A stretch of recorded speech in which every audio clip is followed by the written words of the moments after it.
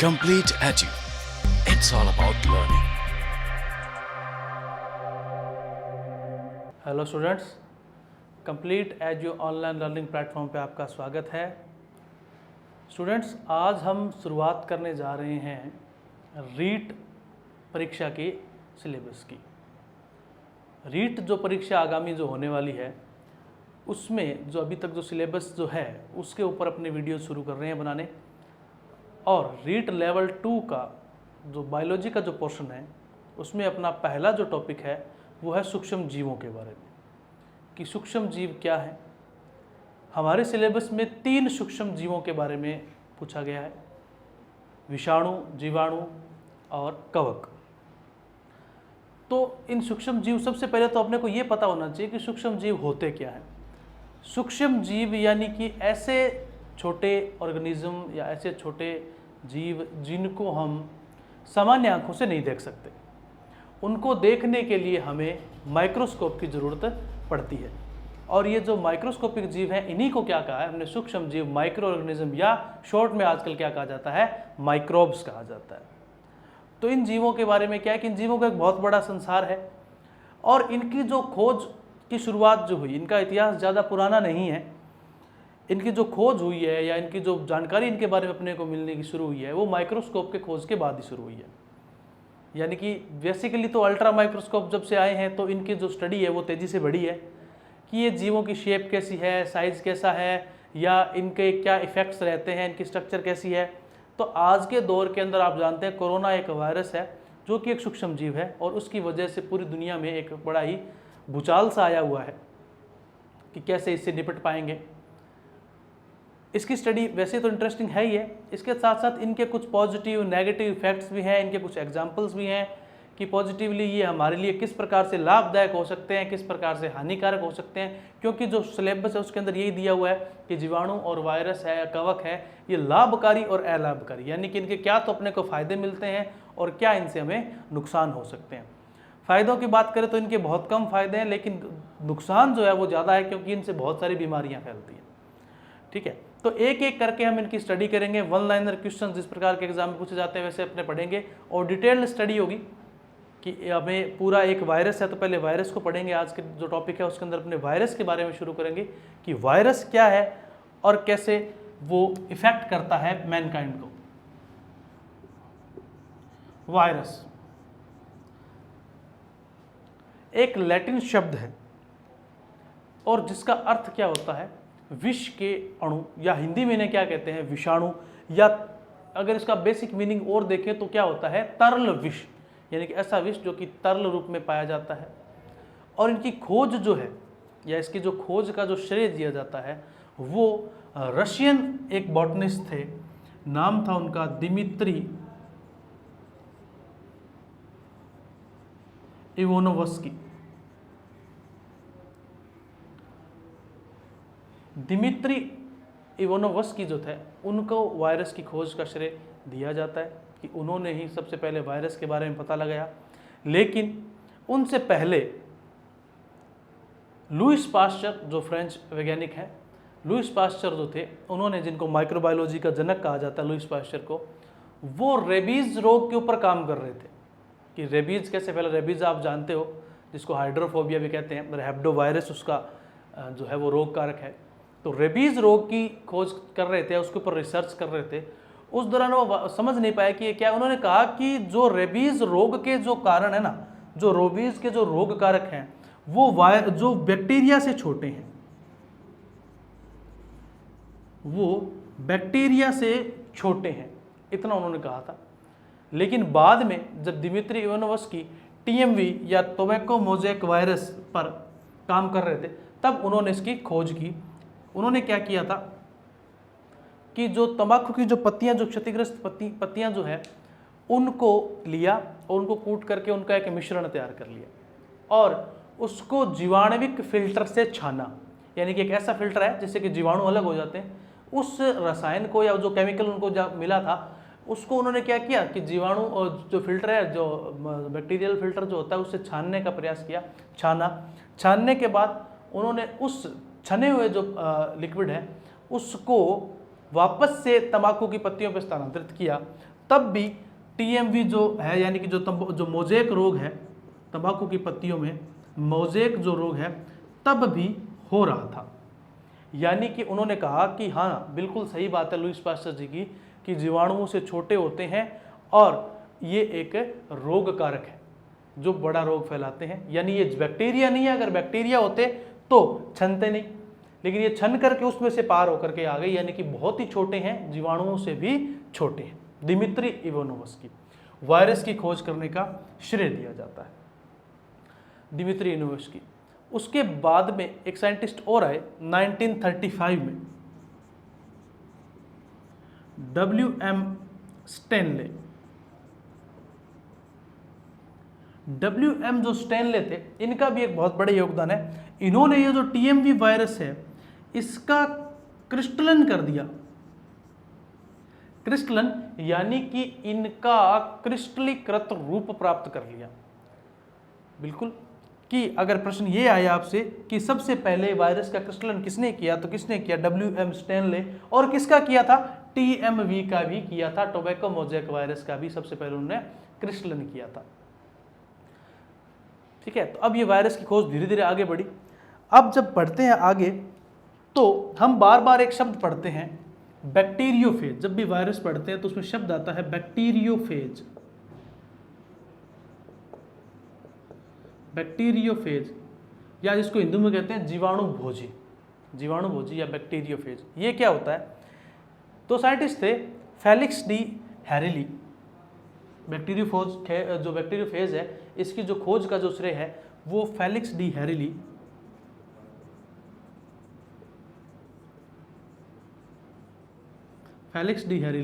व ट्वार्ट नाम के जो साइंटिस्ट है उनको जाता है कि फेलिक्स डी हैरिली और ट्वार्ट ने बैक्टीरियोफेज की खोज की। यानी बैक्टीरियोफेज वे वायरस थे जो किसका संक्रमण करते हैं, किसको नष्ट करते हैं? बैक्टीरिया को नष्ट करते हैं। बहुत बार कंफ्यूजन हो जाती है कि बैक्टीरियोफेज क्या है, बैक्टीरियोफेज क्या है? तो बैक्टीरियोफेज क्या है? बैक्टीरियोफेज एक वायरस है, जीवाणु भोजी एक वायरस है। कई बार क्या है, हम इस नाम से पढ़ के हो सकता है कि एक बैक्टीरिया हो, लेकिन ऐसा नहीं है। बैक्टीरियोफेज एक वायरस है जो किसका भक्षण करता है, किसको खत्म करता है? वायरसेस को खत्म करता है। तो बात ये हो आई गई होगी। उसके बाद में अगर बात करें कि वास्तव में जो वायरस है वो है क्या, बेसिकली ये तो इनकी डिस्कवरी की बात होगी कि कब कैसे कैसे खोज हुई। वायरस एक जैविक पहेली है। मैं इसको कहूँगा कि वायरस क्या है? एक जैविक पहेली है, एक बायोलॉजिकल पजल है। और ये जैविक पहेली क्यों है? जैविक पहेली इसलिए है कि वायरस जो है वो सजीव और निर्जीव दोनों की तरह दोनों की तरह व्यवहार करता है। कि एक सिचुएशन में वो आपको सजीव की तरह भी लग सकता है, दूसरी सिचुएशन में वो आपको निर्जीव भी रख सकता है। ये दोनों सिचुएशंस है क्या? ये दोनों सिचुएशंस ऐसे है कि वायरस जब तक किसी लिविंग बॉडी से बाहर है, लिविंग बॉडी या अगर कहें किसी सजीव शरीर या कोशिका, किसी सजीव शरीर या कोशिका किसी से बाहर है, जब तक आप वायरस को एक बोतल के अंदर डाल करके वर्षों तक रख सकते हो, उसके अंदर किसी प्रकार की आपको मूवमेंट या रिप्रोडक्शन कुछ भी देखने को नहीं मिलेगा।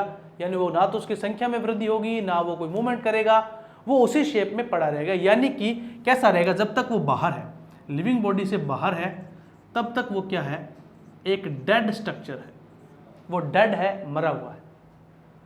लेकिन जैसे ही इसको जो निर्जीव रूप में है इसको हम किसी सजीव शरीर के अंदर एंटर करा देते हैं तो इसके अंदर गुणन की प्रक्रिया शुरू हो जाती है।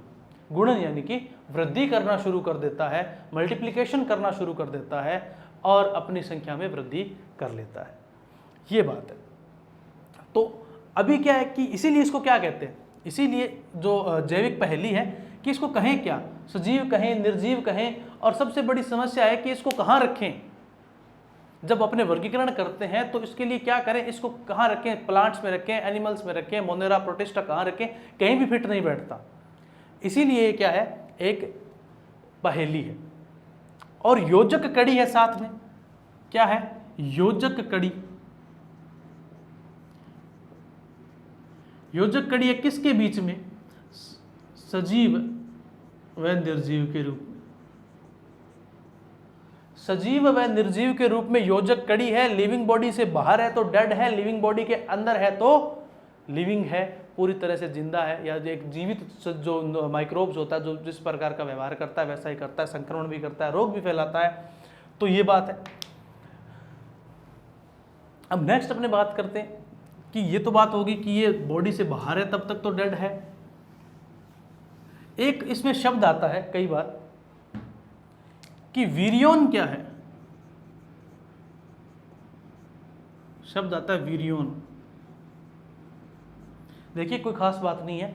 वीरियोन जो है वो एक वायरस का एक कण या सिंगल वायरस का जो एक कण है,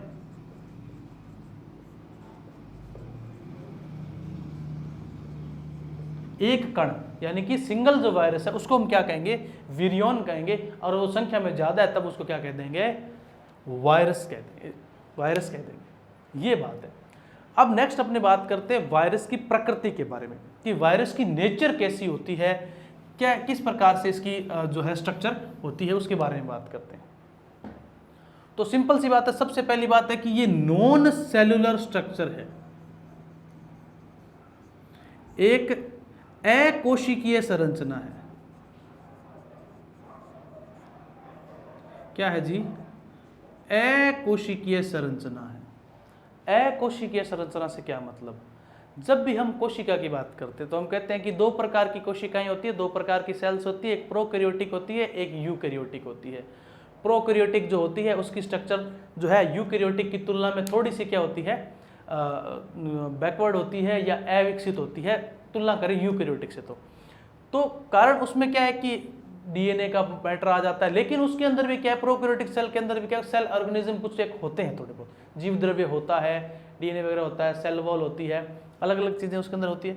और जो यूकैरियोटिक सेल है वो तो पूरी ऑर्गेनिज्म लेकर के चलती है, पूरे ऑर्गेनेल्स होते हैं, पूरी एक डेवलप स्ट्रक्चर होती है उसकी विशेष रूप से। लेकिन ये क्या है? ये ना तो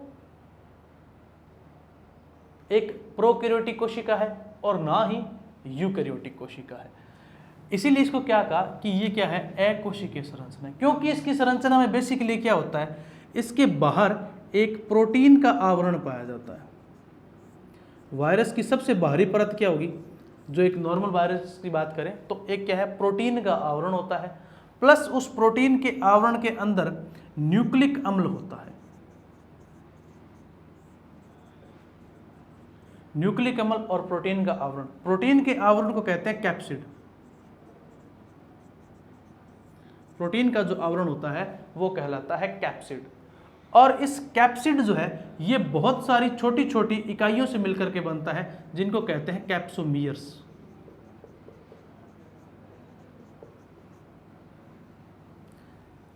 प्रोटीन का आवरण है और न्यूक्लिक अम्ल है, बस इतनी ही बात है।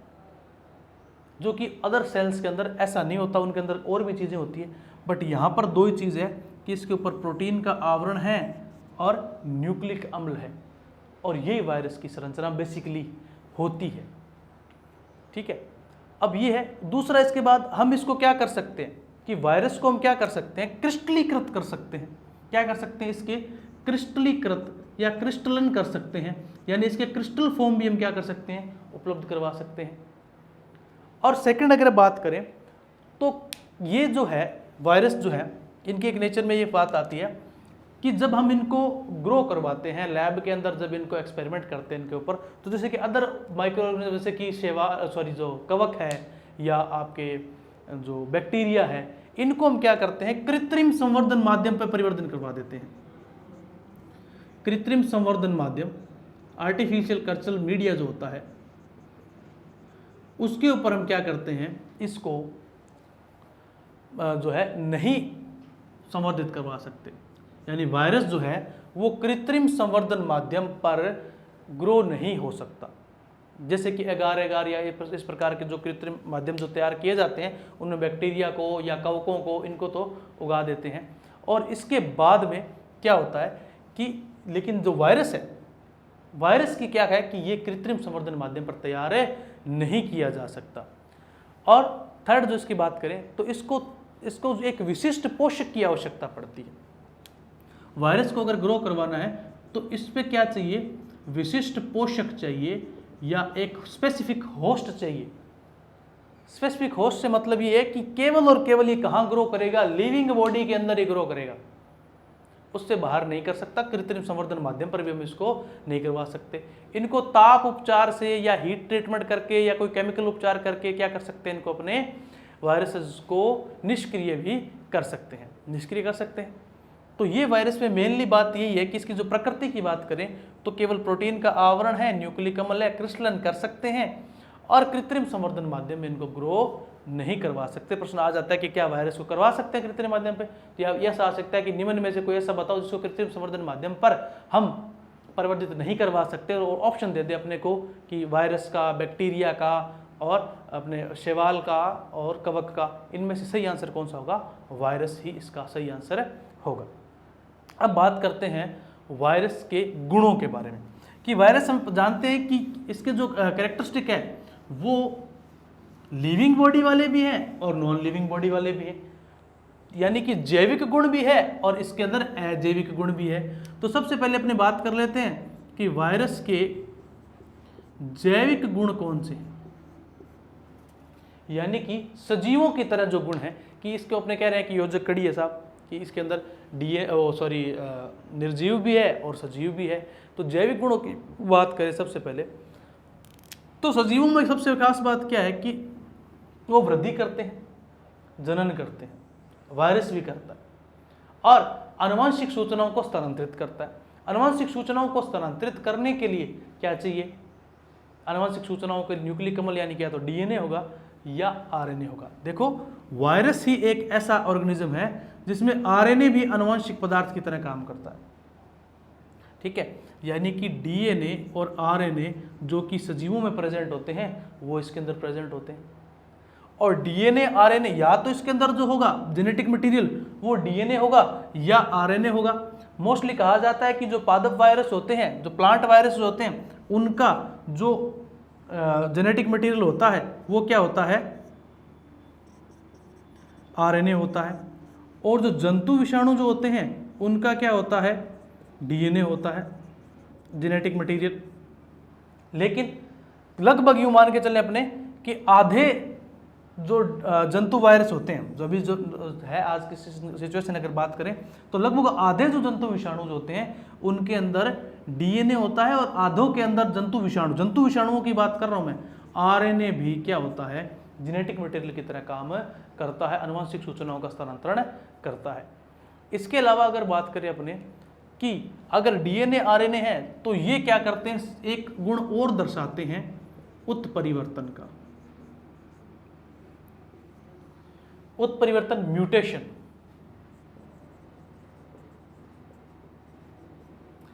वायरस जो है उत्परिवर्तन का गुण भी दर्शाते हैं। उत्परिवर्तन क्या होता है, म्यूटेशन क्या होता है, यानी कि डीएनए की संरचना में अचानक से क्या आना, परिवर्तन आ जाना और लक्षणों का बदल जाना या लक्षणों का चेंज हो जाना, वो उत्परिवर्तन कहलाता है। आजकल नोवल कोरोना वायरस चल रहा है। कोरोना वायरस जो अपने कह रहे हैं इसको नोवल कोरोना वायरस कह रहे हैं। इससे पहले जो कोरोना वायरस था वो इतना खतरनाक नहीं था, लेकिन ये क्या हो गया, उत्परिवर्तित हो गया, म्यूटेशन कर लिया और पहले से ज़्यादा एक खतरनाक जो रूप इसने ले लिया। तो ये किस वजह से हो रहा है, म्यूटेशन की वजह से हो रहा है, ठीक है। थर्ड जो बात करें इसके अंदर कि इनमें जनन कैसे होता है, जनन इसमें सजीवों की तरह होता है। वैसे देखो ट्रू जो रिप्रोडक्शन होता है, जो सत्य जो जनन होता है वो इसके अंदर एब्सेंट होता है। वायरसेस के अंदर सत्य जनन क्या होता है, एब्सेंट होता है, यानी कि इनके अंदर जो जिस प्रकार से अपने सजीवों में जनन पड़ते हैं वो प्रक्रिया नहीं पाई जाती, लेकिन फिर भी इसके अंदर रिप्रोडक्शन होता है और जनन जो आनुवंशिक पदार्थ है, आनुवंशिक पदार्थ का स्थानांतरण होता है।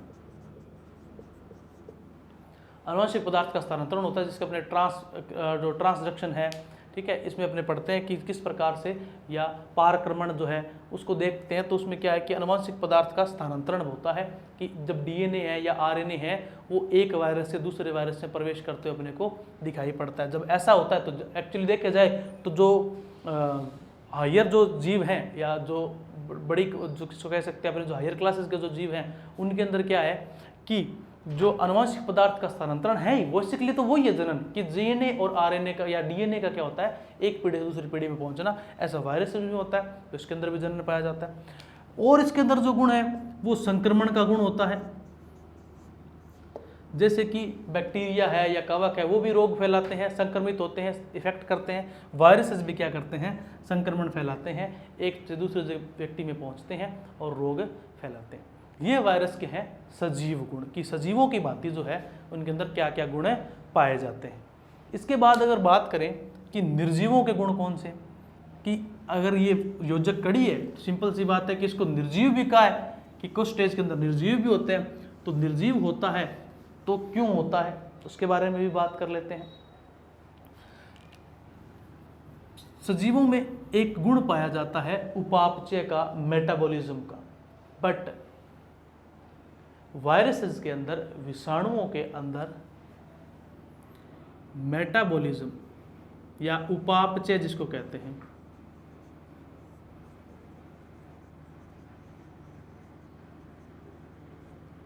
ये एब्सेंट होता है, ये नहीं पाया जाता। मेटाबॉलिज्म अनुपस्थित होता है, वायरसेस के अंदर मेटाबॉलिज्म अनुपस्थित होता है। यानी कि मेटाबॉलिज्म की अपनी बात करें तो क्या है कि हमारे शरीर में या किसी भी सजीव के शरीर में बहुत सारी निर्माणकारी और विघटनकारी अभिक्रियाएं चलती है, जैव रासायनिक अभिक्रियाएं चलती है, लेकिन जो वायरस है उसके अंदर निर्माणकारी और विघटनकारी जो मेनली जो प्रोसेस है, यानी कि एनाबॉलिज्म और जो कैटाबॉलिज्म की बात कर रहा हूँ आप समझ रहे होंगे, वो इसके अंदर नहीं पाई जाती। सेकंड इसमें क्या है, श्वसन, उत्सर्जन जैसे जो सजीवों के गुण हैं या पोषण का जो गुण है, ये भी इसके अंदर क्या होता है, अनुपस्थित होता है, कि ये श्वसन नहीं करता, उत्सर्जन नहीं करता, पोषण भी प्राप्त नहीं करता। तो ये भी इसका क्या है, एक निर्जीव गुण है। उसके बारे में बात करें अपने नेक्स्ट थर्ड जो पॉइंट है इसका, कि इसको अपने जिस प्रकार से अपने जो अदर जो केमिकल्स होते हैं लेकिन क्रिस्टलीय फॉर्म के अंदर रूप प्राप्त कर सकते हैं, तो वायरस को भी हम क्या कर सकते हैं, क्रिस्टलीकृत कर सकते हैं या क्रिस्टलन कर सकते हैं। ठीक है। और थर्ड जो बात करें इसकी, अगर इस वायरस को, कोई भी वायरस है उसको हम एक बोतल में भर के रख दें या किसी पात्र के अंदर भर करके रख दें और वो बहुत सालों तक पड़ा है, उसके अंदर किसी प्रकार की कोई भी अभिक्रिया नहीं होगी, कोई रिएक्शन नहीं होगी, ना वो जनन करेगा, वृद्धि करेगा, कुछ नहीं करेगा, उसी फॉर्म में पड़ा रहेगा। किसकी भांति, निर्जीव की भांति। तो ये बिना ऊर्जा के भी अपना अस्तित्व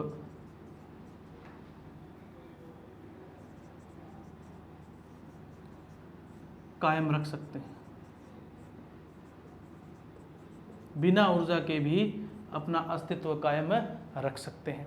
उसके अलावा इस जो सजीवों के शरीर के अंदर बहुत सारे क्या पाए जाते हैं, एंजाइम्स पाए जाते हैं, बहुत सारे एंजाइम्स होते हैं जिनकी रिएक्शन चलती रहती है। इसके अंदर क्या है, ये एंजाइम्स जो होते हैं ये भी क्या होते हैं, एब्सेंट होते हैं, एंजाइम्स नहीं पाए जाते। तो ये वायरस के कुछ क्या थे, निर्जीव गुण थे, कि मेटाबॉलिज्म नहीं होता, श्वसन उत्सर्जन पोषण भी नहीं होता, इसको हम क्रिस्टल रूप में भी प्राप्त कर सकते हैं, बिना ऊर्जा के भी रह सकता है, और एंजाइम्स भी क्या है, एब्सेंट है, जो कि किसके गुण होते हैं, निर्जीवों के गुण होते हैं। तो ये वायरस की अपने बात कर ली, इसके सजीव और निर्जीव गुणों के बारे में। उसके बाद में नेक्स्ट अपने बात करते हैं वायरस की संरचना के बारे में।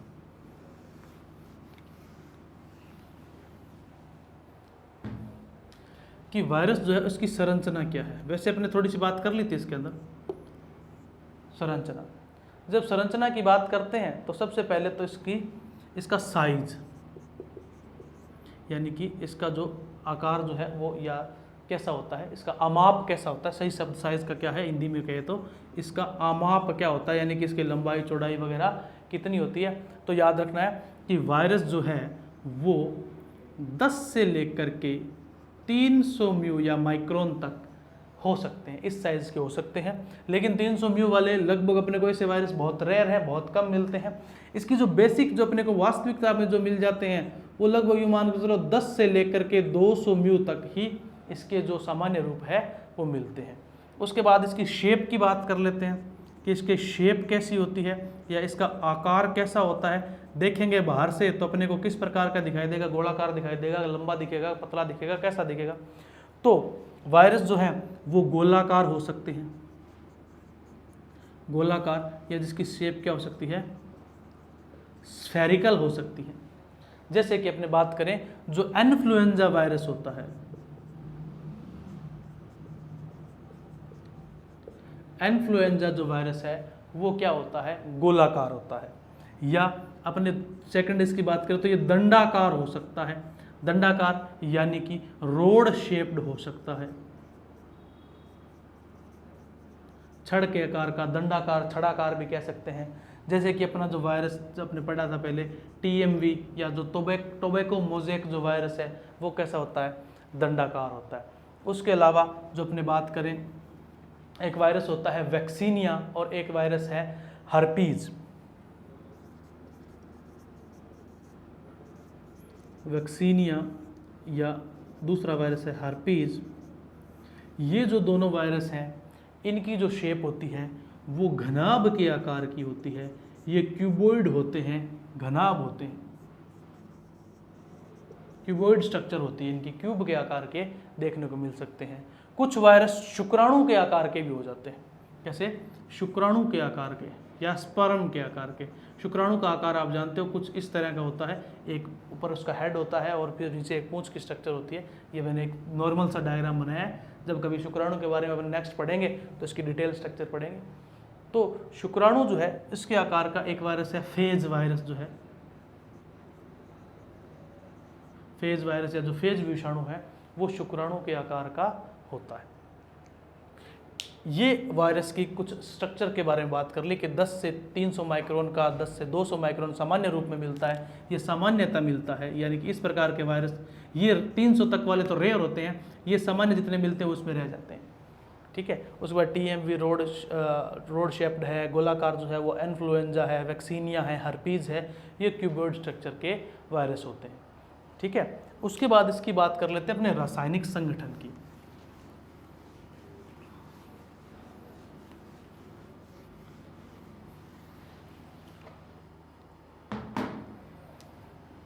कि इसकी जो केमिकल कंपोजिशन या रासायनिक संगठन कैसा होता है।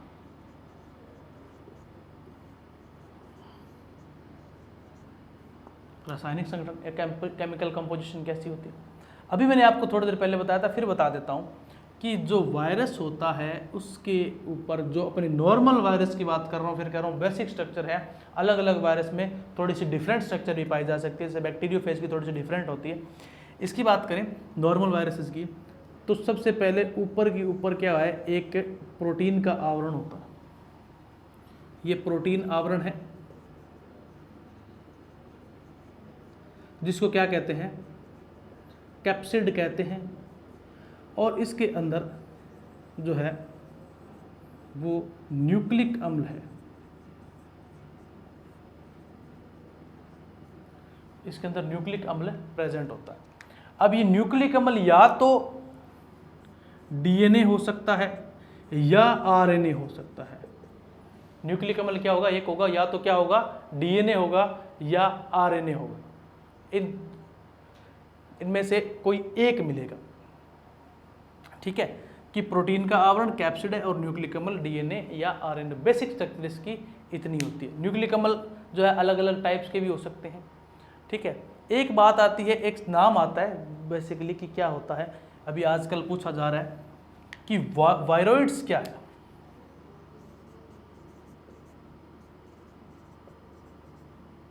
वायरॉइड्स ये क्या है,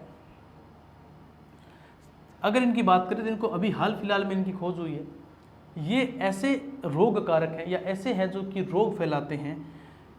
इनके ऊपर प्रोटीन का जो आवरण है, ये ऐसे रोग कारक हैं जिनके ऊपर प्रोटीन का आवरण जो होता है वो एब्सेंट होता है और केवल क्या पाया जाता है, इसके ऊपर अंदर क्या पाया जाता है, न्यूक्लिक अम्ल केवल प्रेजेंट होता है और वो रोग फैलाने का काम करते हैं। ऐसे जो कण हैं उनको क्या कहा गया है, वायरॉइड्स कहा गया है। इसके बाद वायरस में किस प्रकार से रिप्रोडक्शन होता है या इनके क्या लाभ हैं और क्या इनके नुकसान हैं, यानी इनका आर्थिक महत्व क्या है, उसके बारे में नेक्स्ट क्लास पढ़ेंगे। तो स्टूडेंट, लास्ट में मैं आपके लिए एक क्वेश्चन छोड़ते हुए जा रहा हूँ और कमेंट सेक्शन में उसका आंसर आपको मिले तो बताना कि मुझे एक ऐसा वायरस बताओ जिसके अंदर डीएनए और आरएनए दोनों ही जेनेटिक मटेरियल प्रेजेंट होते हैं। दोबारा प्रश्न सुन लीजिए कि ऐसा एक मुझे वायरस का नाम आपने बताना है जिसके अंदर डीएनए और आरएनए दोनों जेनेटिक मटेरियल प्रेजेंट होते हैं। तो ये आज का वीडियो था अपना वायरस के ऊपर। इसके बारे में अपने नेक्स्ट वीडियो में और चर्चा करेंगे। हमसे जुड़े रहने के लिए हमारे यूट्यूब चैनल को सब्सक्राइब करें और हमारे अन्य सोशल मीडिया प्लेटफॉर्म जैसे कि फेसबुक, ट्विटर और इंस्टाग्राम पे हमें फॉलो करें for latest updates. Thank you.